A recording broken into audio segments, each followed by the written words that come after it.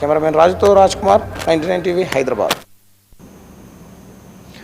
కాంగ్రెస్ పై నిజామాబాద్ భీమ్గల్ మండల బీఆర్ఎస్ నేత డోనా కంటి నర్సయ్య ఆగ్రహం వ్యక్తం చేశారు. కాళేశ్వరం ప్రాజెక్టుపై చేసిన అవినీతి ఆరోపణలకు హైకోర్టు తీర్పుతో స్పష్టత వచ్చింది అన్నారు.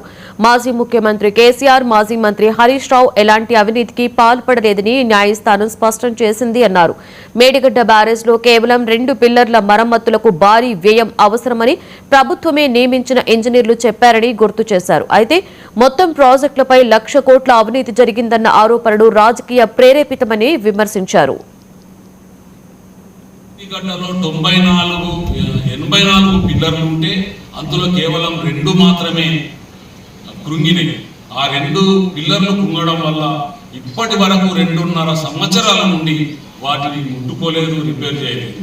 మరి 84 పిల్లర్లున్న మేడిగడ్డలో కేవలం 2 పిల్లర్లు కుంగితే 400 కోట్ల రూపాయల ఖర్చు వస్తుందని రేవంత్ రెడ్డి పెట్టిన ఇంజనీర్లే చెప్పడం జరిగింది. మరి 94,000 కోట్ల రూపాయల కాళేశ్వరం ప్రాజెక్టుకు 1,00,000 కోట్ల రూపాయల అవినీతి జరిగిందని ఇప్పటిదాకా ఆరోపించడం జరిగింది. మరి ఈ ఆరోపణలో నిజం లేదు. కాళేశ్వరం ప్రాజెక్టులో కేసీఆర్ గారు, హరీష్ రావు గారు ఎలాంటి అవినీతికి పాల్పడలేదని హైకోర్టు తీర్పిచ్చింది. ఈ సందర్భంగా ఈ తీర్పు కేవలం కేసీఆర్, హరీష్ రావుకు చెందది. ఇది తెలంగాణ ప్రజలు, తెలంగాణ రైతాంగానికి ఈ తెలంగాణ ఏర్పాటు చేయబడ్డ తర్వాత నీళ్ల కోసం ఎంతైతే తప్పించిండ్రో professor. That's all for now. For more updates, keep watching 99 TV.